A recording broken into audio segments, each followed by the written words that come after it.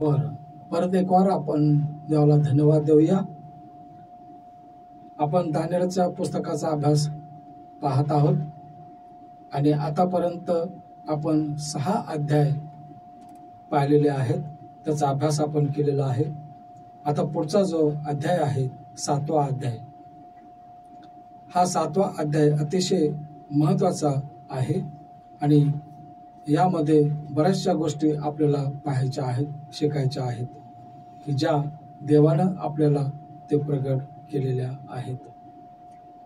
अध्याय 7वा तुमच्या समोर काढून ठेवा आणि तुम्ही सुद्धा हा अध्याय वाचू शकता. या अध्यायामध्ये आपण पाहतो की जवळजवळ 28 वचनं आहेत दानिएलच्या 7व्या अध्यायामध्ये. तेव्हा सुरुवात याची कशी केलेली आता आपण पाहूया की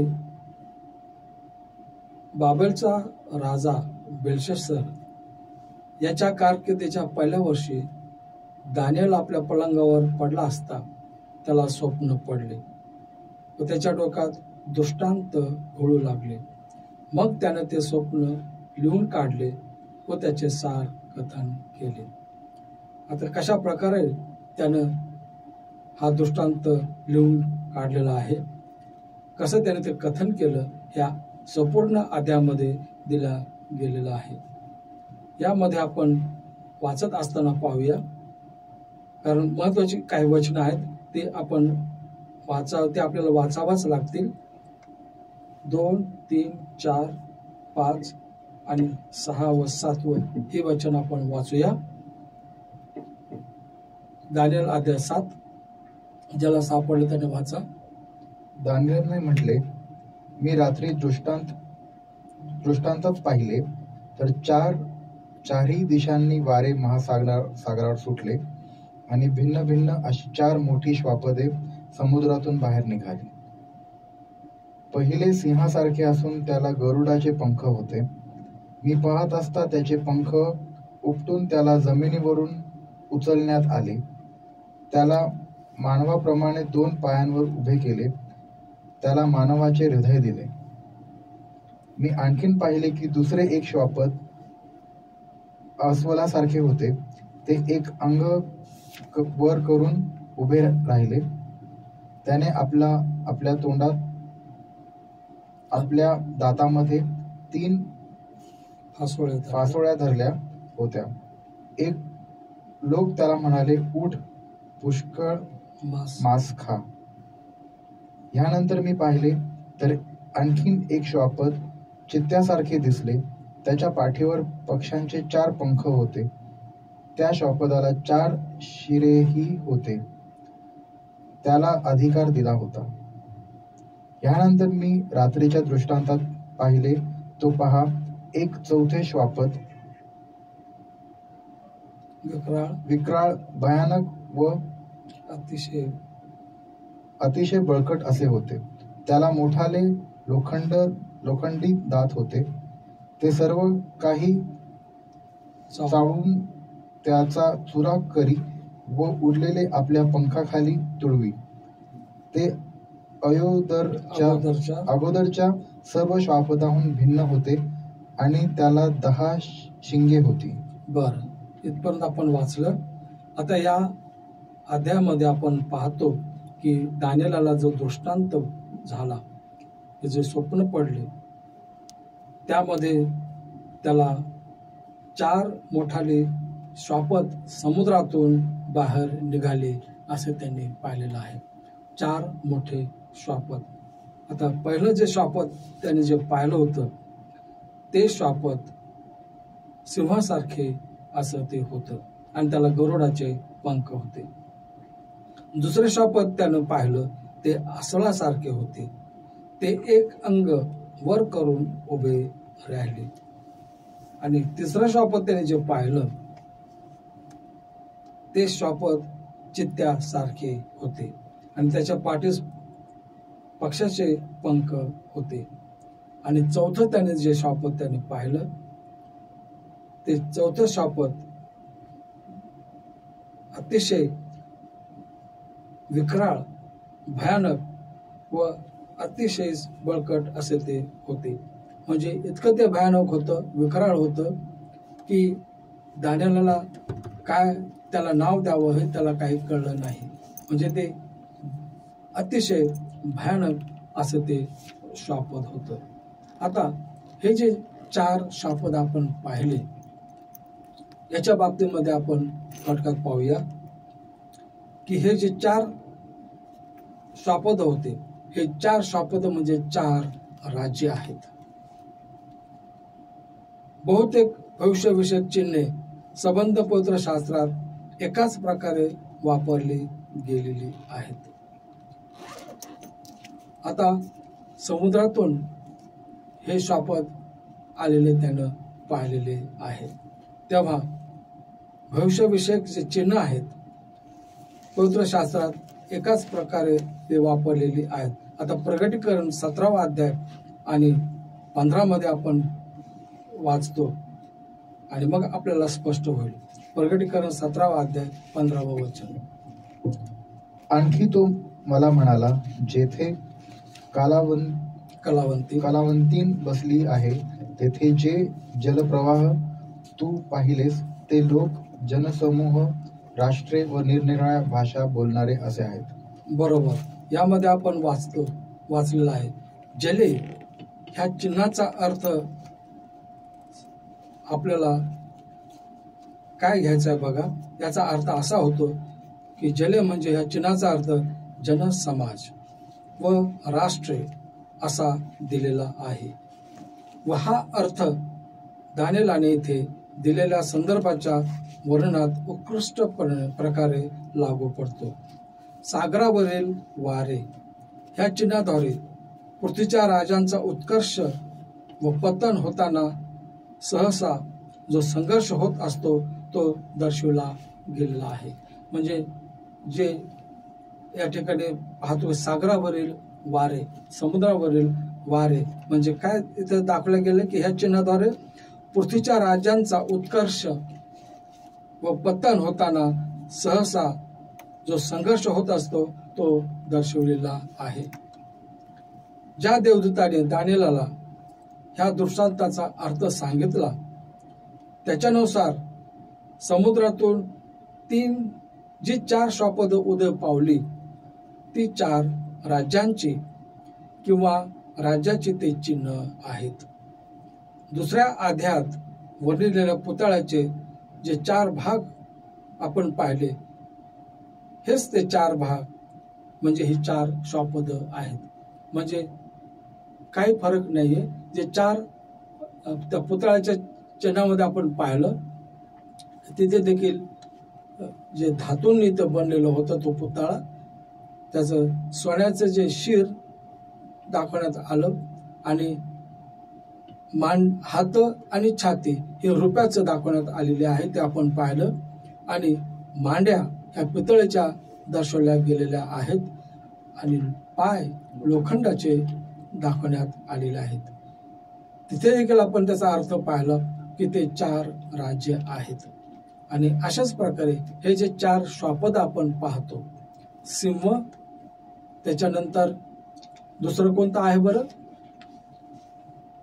सिंहाच्या नंतर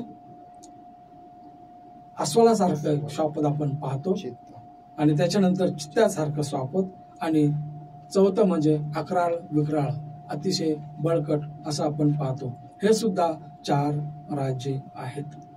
आणि याचं स्पष्टीकरण आपण आणखी पुढे पाहणारच आहोत. ह्या अध्यायात वर्णिलेल्या पुतळ्याचे 4 भाग ते हेच 4 श्वापद आहेत हे आपण पाहिलेलं आहे. आता सिंह हा अगदी बरोबर बाबेलचे चिन्ह आहे. सिंह हा जे श्वापद आहे ते बाबेलचं चिन्ह आहे. आणि खरे तर या जनावराचे अनेकदा त्याला गरुडाचे पंख असल्याचे दाखवल्या गेलेलं आहे. बाबेलचे उत्खनन केल्यावर बाबेलच्या अवशेषांच्या भिंतीवर व स्मारकांवर हे चिन्ह आढळून आलेले आहे. प्रत्येक वेळेस ज्यावेळेस श्वापदाचं दाखवण्यात आलेलं आहे, सिंह ज्यावेळेस दाखवण्यात आलेला आहे, त्याच्यावर अनेकदा त्याला गरुडाचे पंख असल्याचे दाखवण्यात आलेले आहेत. आणि ज्यावेळेस त्याचं उत्खनन केल्यानंतर आपण पाहतो की बाबेलच्या अवशेषांच्या भिंतीवर व स्मारकावर हे चिन्ह आढळून आलेलं आहे. हे सिंहासारखे असलेले राज्य त्याच्या शेवटच्या काळात कमकुवत बनले व बळजबरीची वृत्ती गमावून बसले. त्याचे जे सामर्थ्य होतं ते नंतर तो गमावून बसलं हे राज्य, आणि तो कमकुवत झालं व त्याचे पंख उपटून टाकल्याचा व त्याच्या स्वभावात बदल झाल्याचा चित्रावरून स्पष्ट केलेले आहे. की आपण वर्णन करताना पाहिलं की त्याचे पंख उपटले गेलेले आहेत असं दानिएलाने पाहिलेलं आहे. याचा अर्थ काय होतो की त्याचे पंख उपटून टाकल्याचा व त्याच्या स्वभावात बदल झाल्याचा आपल्याला दिसत आहे. त्याच्यानंतर जे दुसरं श्वापद आहे की ते अस्वल आहे. हे अस्वल मेदी पारशी राज्याखेरीज दुसरे तिसरे कोणतेही असू शकत नाही. अस्वल एक बाजू वर उचलते, त्यावरून स्पष्ट होते की लवकरच पारशी लोकांचं वर्चस्व येणार आहे. आणि दातांमधील 3 फासाळ्या ज्या दर्शवल्या गेलेल्या आहेत ते दर्शवतात की मेदी पारशी सत्ता 3 महत्वाचे क्षेत्र असणार होते. आणि ते क्षेत्र म्हणजे लिडिया, बाबिलोनिया आणि इजिप्त हे ते जिंकून घेईल. परंतु ज्याप्रमाणे चप्पल चित्त्याच्या रानटी हल्ल्यामुळे हळूहळू चालणारे अस्वल टिकू शकत नाही, त्याप्रमाणे सिकंदरच्या लढाव्यांच्या हल्ल्यापुढे हे पारशी सैन्य टिकू शकलं नाही. म्हणजे त्यानंतर सिकंदर वगैरे जे होऊन गेले ते त्यांचं राज्य म्हणजे पारशी राज्य आलेलं होतं. आणि त्याच्यानंतर आपण पाहतो की तिसरा श्वापद चित्ता, 4 पंखी चित्ता. महान सिकंदर ग्रीक सैन्याने आश्चर्यकारक वेगाने जगाला जिंकून घेतले हे त्याचे ते चिन्ह आहे चित्ता. कारण आपल्याला माहित हा प्राणी चित्ता हे श्वापद अतिशय चपळ आणि वेगवान धावणारा असं ते आहे. आणि ह्या 4 पंखी चित्ता म्हणजे महान सिकंदरच्या ग्रीक सैन्याने आश्चर्यकारक वेगाने जगाला जिंकून घेतल्या त्याचे चिन्ह आहे. सिकंदरच्या अकाली मृत्यूनंतर त्याचे साम्राज्य त्याच्या 4 सैन्यांमध्ये विभागल्या गेलं होतं. आणि ते 4 सैन्यामध्ये जे विभागले गेलं होतं टॉलमी, सेल्युकस, कन्साडर व न्यायसिमेकस यांच्यात विभागले गेले. हे 4 विभाग चित्त्याच्या 4 डोक्याद्वारे चिन्ह रूपाने चित्रित केलेलं आहे. की ज्या या चित्ताला 4 डोके असे दाखवले गेलेले आहेत. ते 4 डोके म्हणजे हे 4 राज्य दाखवले गेले आहेत. कोणते कोणते आहेत बघा, की जे सेनापती जे होते 4 विभागून घेण्यात आले होते. टॉलमी, सेक्युलस, कन्साडर व न्यायसिकमस याच्यात ते विभागले गेले. त्याच्यानंतर आपण पाहतो चौथं की भयंकर पशु म्हणजे भयंकर ते श्वापद, अतिशय अकराळ आणि विक्राळ असं त्याचं वर्णन केलेलं आहे. हे श्वापद वर्णन करता येऊ शकत नाही अशा प्रकारचं ते श्वापद होतं, अकराळ आणि विक्राळ. हे श्वापद रोमच्या सत्ता सामर्थ्याचं व क्रौर्याचं ते चिन्ह आपल्याला दिसत आहे की कुठल्याही प्राण्याद्वारे चित्रित केले जाऊ शकत नाही. त्याचे भयंकर मोठे लोखंडी दात आणि चिरून टाकणारे पावले दाण्याच्या दुसऱ्या पुतळ्याच्या लोखंडी पायाचेच ते स्वरूप आहेत. अशा प्रकारे हे रोमच सत्ता होती ती अतिशय क्रौर्य आणि अतिशय भयानक अशी ती सत्ता होती. आणि भयंकर मोठाले लोखंडी दात असं दाखवलं गेलेलं आहे. आणि ते जे काही त्यांच्या समोर येईल ते चिरून टाकत असे असं त्याला दाखवल्या गेलेलं आहे. हे जसं दानियेलच्या दुसऱ्या अध्यायाचे आपण पाहिलं पुतळा, त्या पुतळ्याचे लोखंडी पाय जे दाखवले गेले आहेत तेच ते श्वापद या ठिकाणी दाखवल्या गेले आहेत. तेच ते चौथं राज्य म्हणजेच रोम राज्य. चौथ्या राज्यात म्हणजेच रोममध्ये 2 स्पष्ट टप्पे असतील असे दानियेलला चित्रित केले आहे. वर्णन करता येऊ न शकणारे श्वापद या चौथ्या राज्याचा पहिला टप्पा दर्शवते, जे त्या काळच्या ग्रीक साम्राज्यानंतर त्या काळच्या परिचित जागावर वर्चस्व करेल.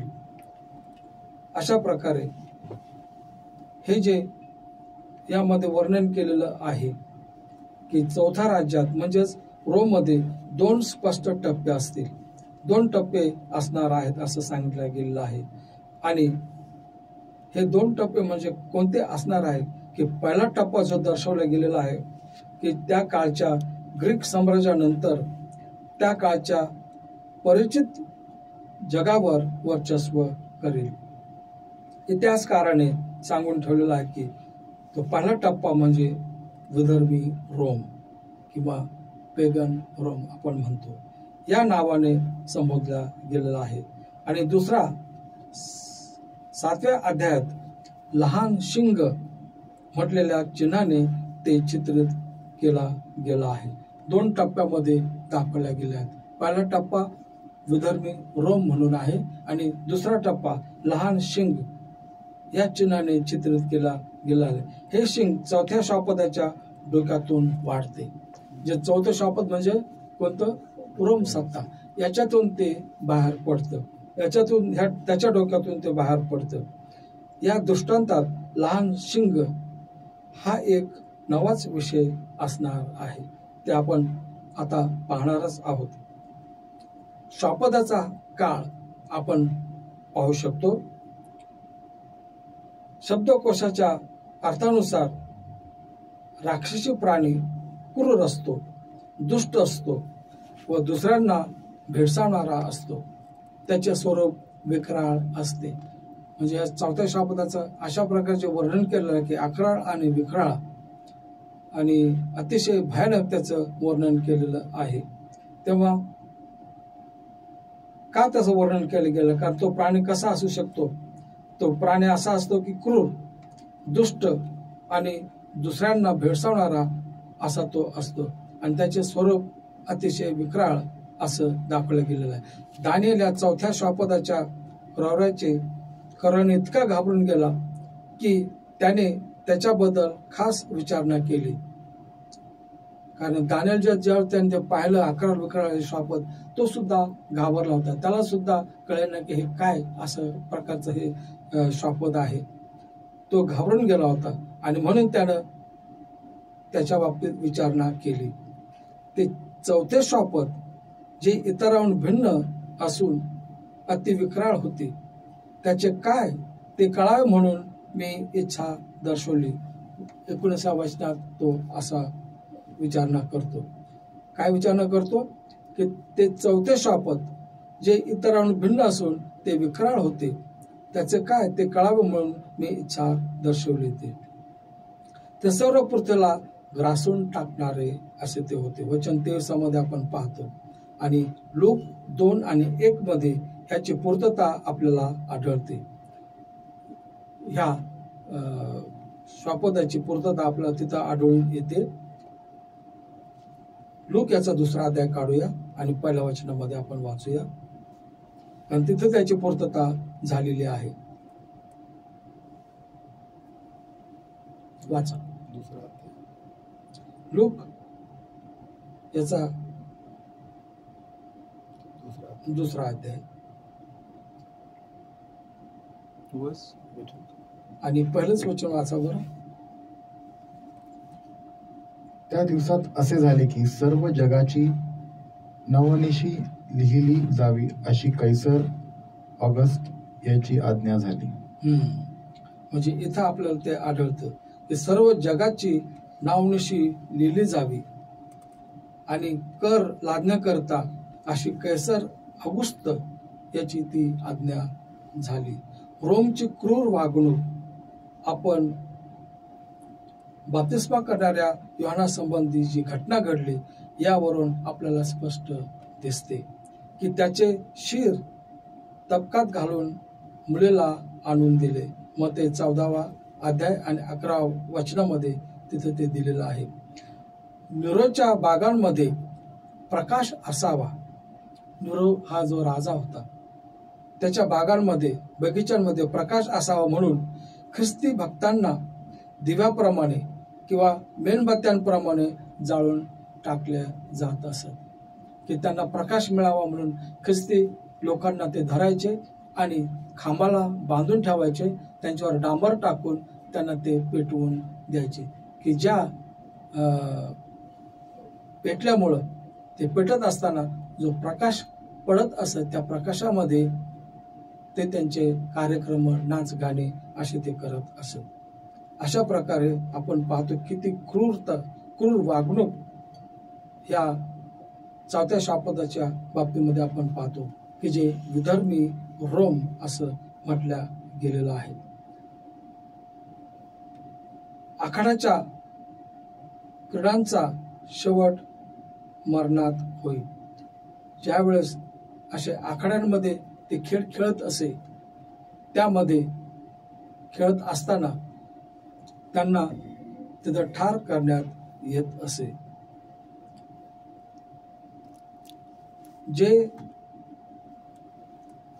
त्यांना ज्यांना मारून टाकले जाईल ख्रिस्ती भक्तांना म्हणजे मुला मुलींना सुद्धा आखाड्यात सिंहाबरोबर झुंज करावी लागत असे. असे त्यांचे ते खेळ असायचे हिंस्र प्राण्यांच्या सोबत की तिथे त्यांनी खेळायचं आणि त्यावेळेस ते हिंस्र प्राणी त्यांना फाडून त्यांना ते खाऊन टाकत असे.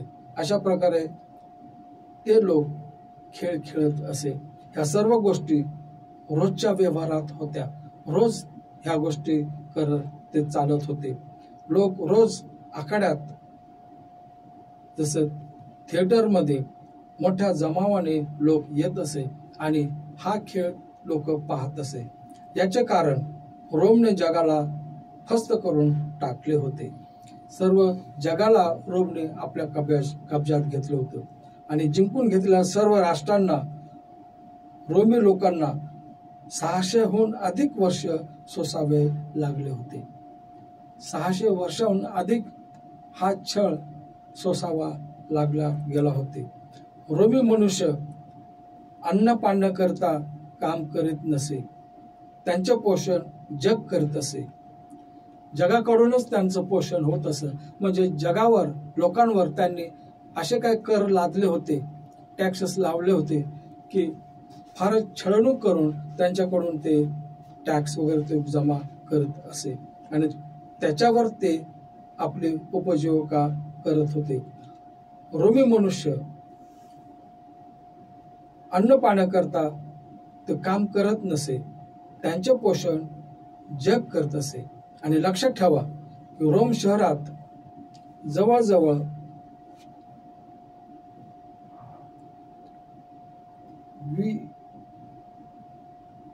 इथं आकडा अतिशय मोठा दिलेला आहे. 20 लाखांच्या वर रोमी नागरिक होते. गुलाम वगळता. गुलाम हे वेगळे, परंतु फक्त नागरिक एवढे 20 लाखापर्यंत जास्त असे होते. यामुळं सर्व जिंकून घेतलेल्या राष्ट्रांचा भयंकर छळ करण्यात येत असे. जे जे राष्ट्र जे जे देश ते जिंकत असत त्या सर्वांचा ते छळ करत असे. या रोमी यंत्रणेविरुद्ध बंड केल्यास शेवट गुलामीत किंवा मरणात होईल. जर कोणी त्यांच्या विरुद्ध बंड केले, त्यांच्या विरुद्ध गेले, वागले तर मग त्यांना ठार करण्यात येत असे किंवा त्यांना गुलाम म्हणून करण्यात येत होते.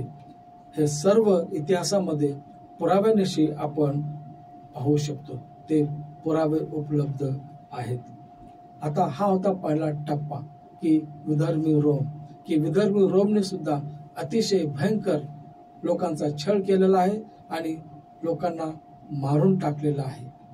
हे आपण पाहतो की विधर्मी रोम सत्यानं अशा प्रकारे लोकांना ठार केलेलं आहे. हा होता पहिला टप्पा, विधर्मी रोम म्हणून. आता दुसरा टप्पा आपण पाहणार आहोत, लहान शिंगाचा टप्पा.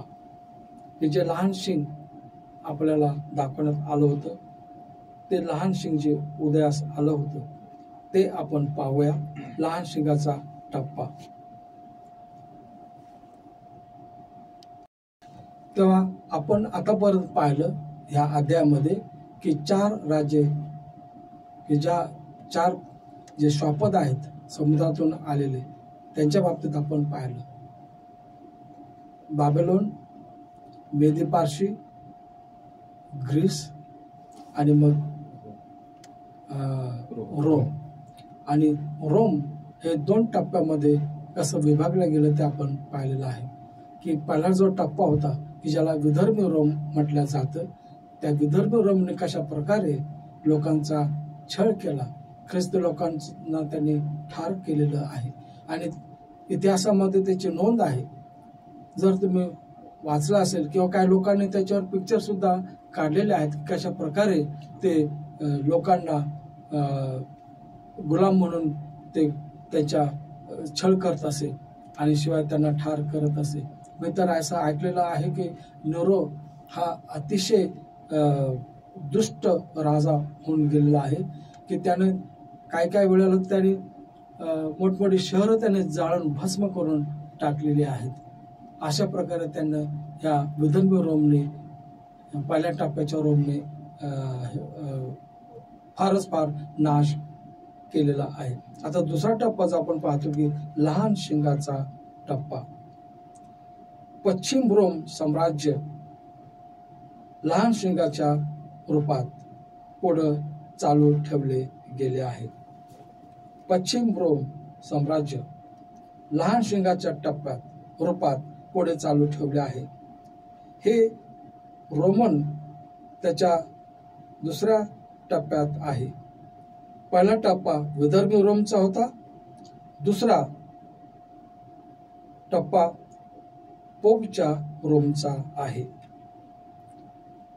धार्मिक सत्य अशा प्रकारे आपल्याला पुढे येणार आहे. जर या मोठ्या चर्चा साम्राज्याचे मूळ कोठून आहे हे कोणी विचारात घेतले तर त्याला जाणवेल की पोपचे साम्राज्य दुसरे काही नसून संपुष्टात आलेल्या रोमन साम्राज्याचे भूत आहे. कोणतं? हा जो दुसरा टप्प्याचा जो आहे की पेपल रोम किंवा पोप रोम, असा हा दुसरा टप्पा आहे. स्पष्ट म्हटलं गेलेलं आहे या बाबतीमध्ये की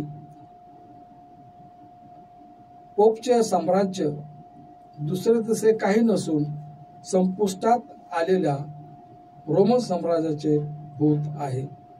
त्याच्या कबरेवर बसून मुकुट घालून स्थानापन्न ते झालेले आहे. म्हणजेच स्पष्टपणे जे रोमचे जे विधर्मी रोमचा जे स्वभाव होता तोच स्वभाव याच्याही किंबहुना त्याच्यापेक्षा जास्त असं म्हटलं गेलेलं आहे. अशा प्रकारे त्याचं ते स्थापन झालेलं आहे. 11व्या वचनात नेमके हेच म्हटले आहे, त्यांचा शेवटला नाश होईल तेव्हा श्वापद आणि लहान शिंग तरी सुद्धा तेच असतील. लहान शिंग की जे आपण पाहत आहोत, रानटी जमातीच्या खानदानातून आणखी एक सत्ता उत्पन्न झाली. प्रथम लहान, परंतु लवकरच ती सत्ता युरोपच्या राष्ट्रांवर वर्चस्व करू लागली. या शिंगात विशेष रूपाने जुन्या रोमची वृत्ती व सत्ता सामर्थ्य पुढे चालू राहिले. ह्या शिंगाची खास वैशिष्ट्य तुम्ही अभ्यासा आणि मग तुम्हाला ही सत्ता कोणती हे अचूकपणे मग नंतर ओळखता येईल. दानिएलाने सांगितले जी वैशिष्ट्य आहेत, सत्तेचे उदय पावण्याचे ठिकाण. पहिली गोष्ट, ती पश्चिम युरोपच्या राष्ट्रातून उदय पावलेले आहे. वचन 8 मध्ये आपण पाहतो. वाचून बघा बरं वचन 8. हे लहान शिंगाच्या बाबतीत दानिएल 7:8. मी ती शिंगे निहाळून पाहत असता पहा त्यांच्यामध्ये आणखीन एक लहानसे शिंग निघाले. त्याच्यामुळे अगोदरच्या शिंगांपैकी 3 समूळ उपटली गेली आणि त्या शिंगाला मनुष्याच्या डोळ्यासारखे डोळे होते व त्याला मोठमोठ्या गोष्टी बोलणारे तोंड होते. बरोबर.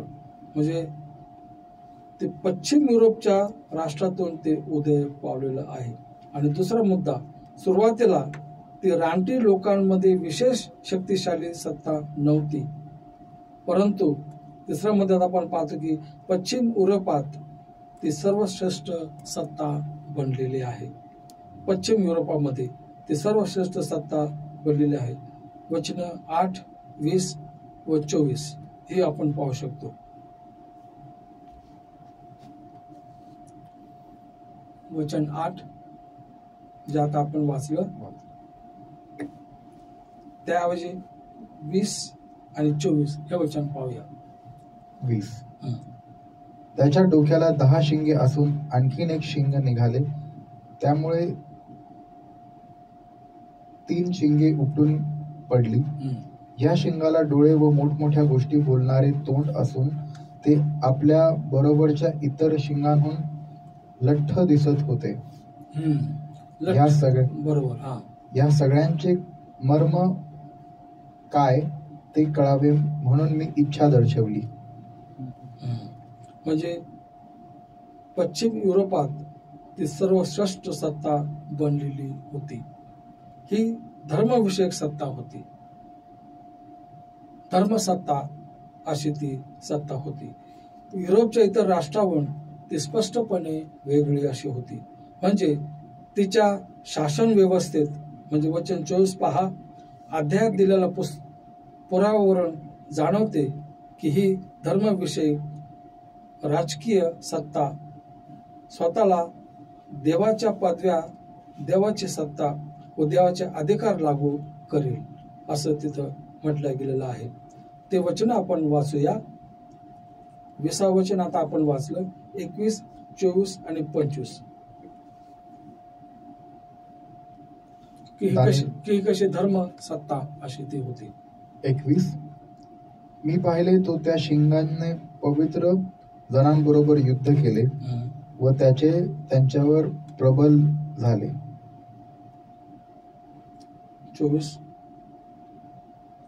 24. आता 10 शिंगांविषयी विचारशील तर त्या राज्यातून 10 राजे निघतील व त्यानंतर आणखीन एक राजा निघेल. तो त्या पूर्वीच्या राजांहून भिन्न असून 3 राजांना पादाक्रांत करील. आणि 25 वचन. 25. तो परात्पर देवाविरुद्ध गोष्टी बोलेल आणि परात्पर देवाच्या पवित्र जनास जेर करेल. तो नेमलेल्या सणांत व घालून दिलेल्या शिस्तीत बदल करण्यास पाहिल. 1 काळ, 2 काळ व अर्धा काळापर्यंत ते त्याच्या कब्जात राहतील. म्हणजे माणसासारखे डोळे, यावरून दिसते की पुरातन कालिक लोक, ज्याला संदेष्टा किंवा भविष्यवादी म्हणत, प्रगटीकरण 13व्या अध्यायामध्ये सुद्धा याची अशी आपण तुलना करू शकतो. ते नंतर तुम्ही वाचू शकता. प्रगटीकरण याचा 13वा अध्याय, किंवा वाचूनच घेऊया. प्रगटीकरण 13वा अध्याय 2 ते 7 हे वचन, याच्याशी आपण तुलना करू शकतो.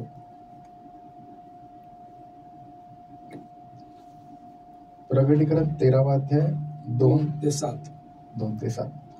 जे श्वापद मी पाहिले ते चित्त्यासारखे होते व त्याचे पाय अस्वलाच्या पंखासारखे होते व त्याचे तोंड सिंहाच्या तोंडासारखे होते. त्याला अजगराने आपली शक्ती, आपले आसन व मोठा अधिकार दिला. त्याच्या एका डोक्यावर प्राणांकित घाव झाल्यासारखे माझ्या दृष्टीस पडले. तरी त्याचा प्राणघातक घाव बरा झाला. तेव्हा सर्व पृथ्वी आश्चर्य करत त्या श्वापदा मागून गेली. आज अजगराने त्या श्वापदाला आपला अधिकार दिला म्हणून त्याने अजगराला नमन केले. आणि ते श्वापद नमन करताना म्हणाले, या श्वापदासारखा कोण आहे? याच्याबरोबर कोणाला लढता येईल? त्या मोठमोठ्या देवी निंदकात्मक गोष्टी बोलणारे तोंड देण्यात आले व 42 महिने त्याला आपले काम चालवण्याची मुभा देण्यात आली. त्याने देवाविरुद्ध निंदा करण्यास, अर्थात त्याचे नाव व त्याचा मंडप म्हणजे स्वर्गनिवासी लोक यांची निंदा करण्यास तोंड सोडले. बरोबर. आणि 7 पवित्र जनांबरोबर लढण्याची व त्यांना जिंकण्याची त्याला मुभा देण्यात आली. आणि सर्व वंश, लोक, निरनिराळ्या भाषा बोलणारे व राष्ट्रे यावर त्याला अधिकार देण्यात आला. म्हणजे अशा प्रकारे हे लहान शिंग जे उदयास आलं, आणि हे लहान शिंग म्हणजे पोप सत्ता, धर्मसत्ता असे त्याला म्हटलं गेलेलं आहे. ह्या सत्तेनं 3 राष्ट्रांना मुळापासून उघडून टाकून उद्ध्वस्त केलं होतं. वचन आपण 8वं वचन वाचूया, 20वं वचन आणि 24वं वचन. आणि इतिहासामध्ये याची नोंद आहे. म्हणजे 7वा अध्याय दानिएल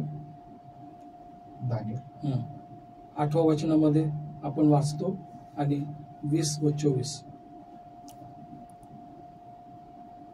दानिएल 7 20 व 24. 8वं वचन 8. पहिले ते वाचूया. मी ती शिंगे न्याहाळून पाहत असता पहा, त्यांच्यामध्ये आणखीन एक लहानसे शिंग निघाले. त्याच्यामुळे अगोदरच्या शिंगांपैकी 3 समूळ उपटली गेली. आणि त्या शिंगाला मनुष्याच्या डोळ्यासारखे डोळे व त्याला मोठ्या मोठ्या गोष्टी बोलणारे तोंड होते. तेच वर्णन आपण पाहिलं. आणि 20वं वचन म्हणजे इथं काय स्पष्ट दिलं की 3 शिंग त्याने काय केली, मुळापासून काय उपटून टाकले का, असं उपटल्या गेली. त्यामुळे अगोदरच्या शिंगांपैकी 3 समूळ उपटली गेली. अगोदरच्या 3 पैकी शिंगांपैकी 3 समूळ उपटल्या गेली असं तिथं सांगितलं गेलेलं आहे. आणि 20वं वचन, त्याच्या डोक्याला 10 शिंगे असून आणखीन एक शिंग निघाले. त्यामुळे 3 शिंगे उपटून पडली. ह्या शिंगाला 2 डोळे व मोठमोठ्या गोष्टी बोलणारे तोंड असून ते आपल्या बरोबरच्या इतर शिंगांहून लठ्ठ दिसत होते. या सगळ्यांचे मर्म काय ते कळावे म्हणून मी इच्छा दर्शवली. आणि 24व्या वचनात काय म्हटले मग, आता 10 शिंगांविषयी विचारशील तर त्या राज्यातून 10 राजे निघतील व त्यानंतर आणखीन एक राजा निघेल. तो त्या पूर्वीच्या राजाहून भिन्न असून 3 राजांना पादाक्रांत करेल. बरोबर. आता या ठिकाणी आपण स्पष्ट पाहतो की ह्या सत्तेनं 3 राष्ट्रांचा मुळापासून उकडून टाकून त्यांना उद्ध्वस्त केले होते. आणि इतिहासात याची नोंद आहे की ही 3 मूळच्या रानटी राज्यांपैकी होती, ज्यांचा युरोपात पूर्णपणे उच्छेद झाला. आणि त्यांची नावे सुद्धा आपल्याला पाहायला मिळतील त्या 3 राज्यांची. आता शिंग याचा अर्थ म्हणजे शिंग म्हणजे राज्य किंवा सत्ता असाच होतो. स्वापदाचा सुद्धा अर्थ तोच होतो, राज्य किंवा सत्ता. हे लक्षात ठेवूया. आता ते 3 जे राष्ट्र होते ते मुळापासून उपटून टाकण्यात आले होते. ते म्हणजे त्यांची नावं हेरुली, व्हॅन्डल्स आणि ऑस्ट्रोगॉथ अशी ती होती. ही 3 नावे होती, हेरोली, व्हॅन्डल्स आणि ऑस्ट्रोगॉथ अशी होती. त्यांचा नायनाट कसा झाला बघा.